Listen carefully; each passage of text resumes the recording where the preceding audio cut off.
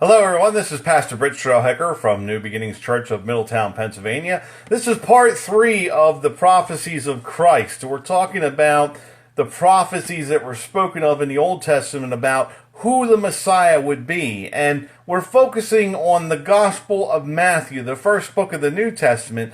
And Matthew, one of the apostles, also known as Levi, the tax collector, was the one apostle that when he wrote his gospel, he was trying to convince everyone that, look, Jesus is the Messiah that we've all been waiting for. Jesus is the true Messiah sent from God to save us from our sins. And here's why. And the here's why part he points out through the prophecies that were spoken about Christ and says, look, here's where Jesus fulfilled this prophecy, which is more evidence, more proof that he is the Messiah.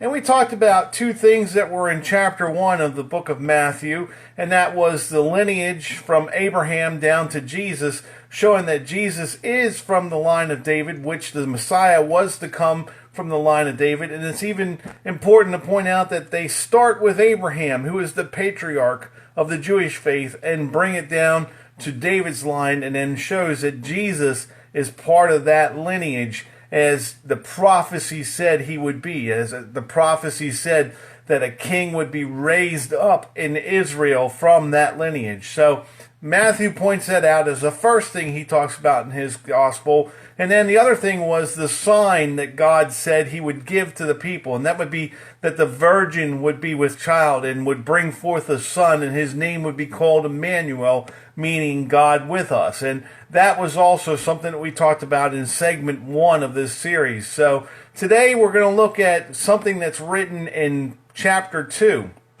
And this is something that happens a little further on down the line after Jesus' birth. Oftentimes when you see the creches or the manger scenes that are set up at Christmas time, you'll see Mary and Joseph and the baby Jesus in the manger with some angels, some shepherds, some sheep, and also the wise men. Well, truth be told, the wise men weren't there when he was born. They were there a little later on because they had a long journey to make following that star that led them to where Jesus was born.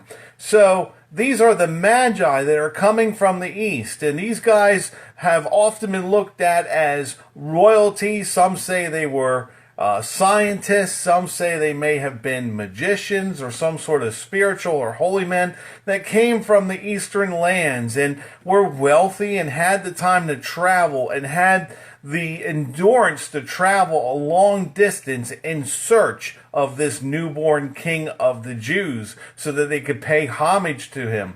So the fact that these guys are coming from so far away goes to show that some sort of divine inspiration or divine providence reached out to them and inspired them to make this journey and offer up the gifts that they gave to Christ. And we'll talk about those gifts at some point here, but I want to focus on the prophecy today. And in chapter 2 it says, after Jesus was born in Bethlehem in Judea, during the time of King Herod, Magi from the east came to Jerusalem and asked, where is the one who has been born King of the Jews? We saw his star in the east and have come to worship him. Okay, so let's set the stage here. At the time, Israel was divided into 4 different political districts. You had, and I have to look at these words and these names to make sure I get them right here for you. Judea was in the south, Samaria was in the middle, Galilee was in the north, and Idumea, or however you pronounce that. I should have looked that up. That's like one of those moments where someone says to you in Sunday school, hey, would you read this passage of Scripture? And you're the one that ends up winning the lottery, where you're reading a passage that has names or words or cities or places that you have no idea how to pronounce. I know that many of you have experienced it at some point. We all experience it. And, you know, the one that has that experience, it's awful for them. The ones that are sitting around listening to them read are thinking, man, I'm glad that it wasn't me. But anyway, you have these different political districts, 4 different political districts. And you have King Herod, who is ruler over all of them. And Bethlehem in Judea was in Judah, the district of Judah. And also in that district was the seat of the government where Herod sat, and that was in Jerusalem. Jerusalem was in Judea, just like Bethlehem was in Judea, or Judah, which is one of the provinces in this kingdom. So Herod is the guy that's in charge, and suddenly these guys show up from far distant lands, wealthy guys that have a lot of wisdom, and are asking him, where is the king of the Jews that was born here? We saw his star in the east, and we've come to worship him.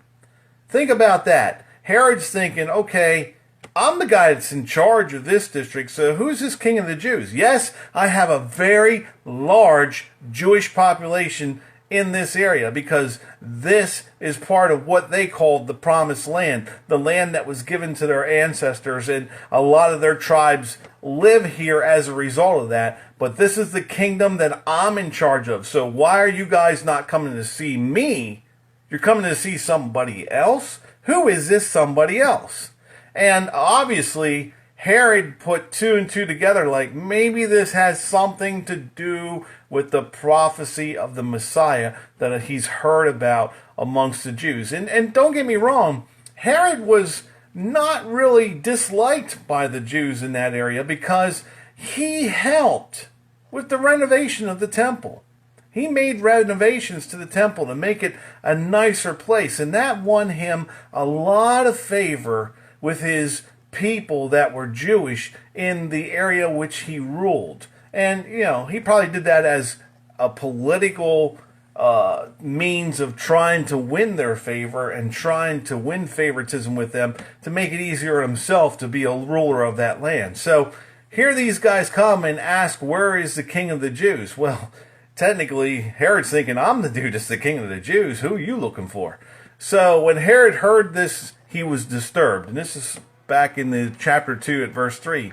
And all of Jerusalem with him. So there you can see that Jerusalem wasn't necessarily against Herod. They kind of liked the guy.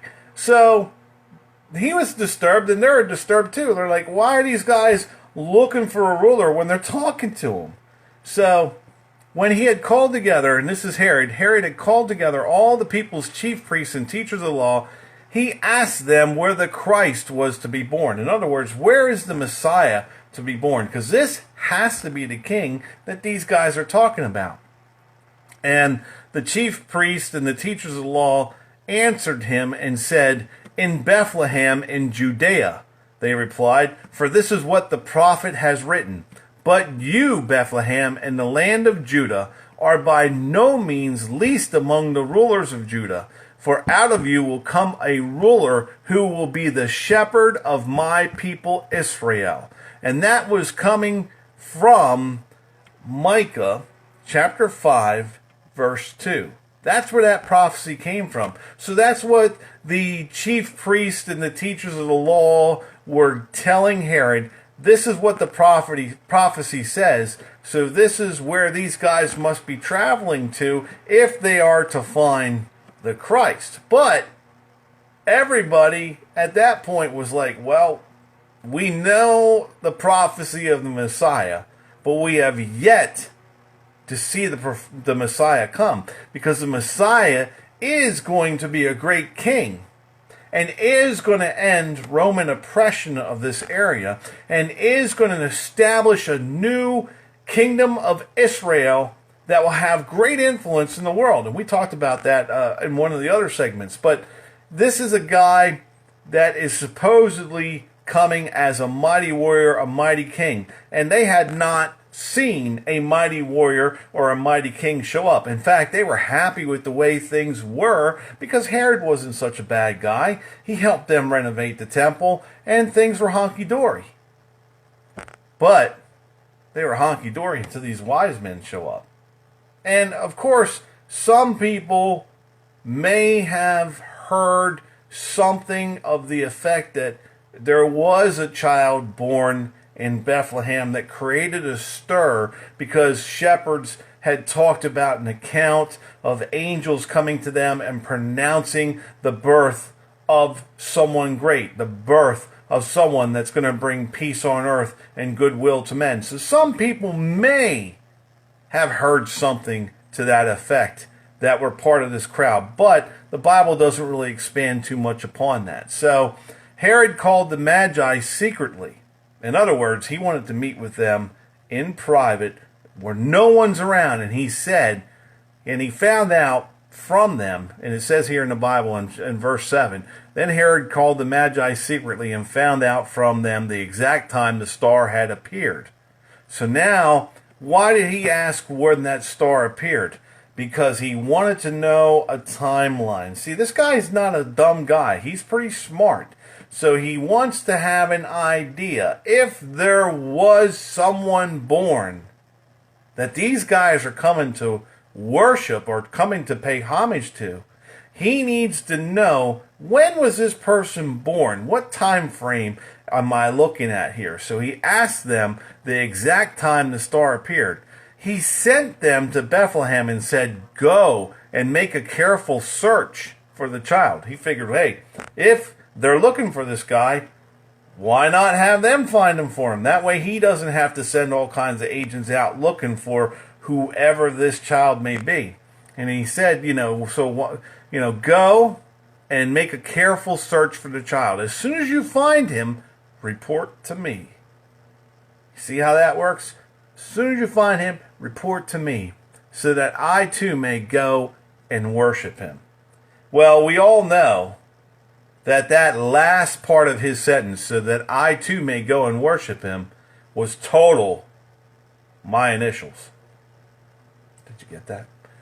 And he was lying to him, basically. He was saying, I want to go worship this kid too. But that's not what he had in mind. And then we learned further on that after they had heard the king, they went on their way. And this is the Magi, the wise men. And the star they had seen in the east went ahead of them until it stopped over the place where the child was. Not where the child was born, where the child was. Because at this point, theologians estimate that Jesus may have been as old as 2 years old. So, and he wasn't in the manger like we see at all the manger scenes. He was elsewhere. So, when they saw the star, the wise men, they were overjoyed. And this is verse 10. Verse 11, on coming to the house, they saw the child with his mother. See, coming to the house, not the manger, the house. And they bowed down and worshiped him. Then they opened their treasures and presented him with gifts of gold, incense, and of myrrh. And having been warned in a dream not to go back to Herod, they returned to their country by another route. So, God knew what Herod's plan was because he warned the wise men in a dream, don't go back and give him any report where Jesus is. Go home another way. And that's going to cause some serious consequences and ramifications that we'll talk about when we look at the next prophecy. But you see here is Matthew showing us that just like the prophet said, that the Messiah is going to be born, the Christ child would be born in Bethlehem, the city of David, in the promised land, in the province of Judah, which is part of Herod's kingdom. That's where this child was to be born, and that's where Jesus was born. And notice, Bethlehem was the city of David. This is David's ancestral home. This is where it's important that Matthew's trying to put all of these pieces of the puzzle together for us to show us, look, Jesus is the Messiah. Jesus is Lord. Why do I keep doing this with my hands and my fingers? I don't know. I'll just put them down, okay? The things you notice while you're doing this. Anyway, Matthew, on a more serious note, wants us to know that Jesus is the Christ. He is Lord. And he's trying to put all of these pieces together and tie them in with what was spoken of by the prophets, which is now part of our Old Testament in the Holy Scriptures. In other words, he's showing that Jesus is here to fulfill the law and the prophets, just like he said he was going to do in Matthew chapter 5, verse 17, which Matthew reports. Jesus himself said that I did not come here to abolish the law, but to fulfill it in that which was said by the prophets. And that's really stuck out with Matthew as that's the standpoint that I'm going to take to try to show people that Jesus is the Messiah. He is Lord. So this prophecy is all coming into place. And we notice that we have rulers from a distant land. How in the world, in that day and age, would they hear about a child's birth so far away from them? That's why they have this amazing astronomical event that's happening, that they follow a star to find the Christ child. But in so doing, they also stir up other portions of prophecy that come into play at this time. And we're going to talk about those other portions in the next segment. But this is yet more evidence that Jesus is the Lord of all, the Messiah, the Christ, that the Word spoke about. And nothing in this world is more important than the love of Jesus Christ. Hope to see you again. Until then, have a blessed day, and I'll be praying for everyone.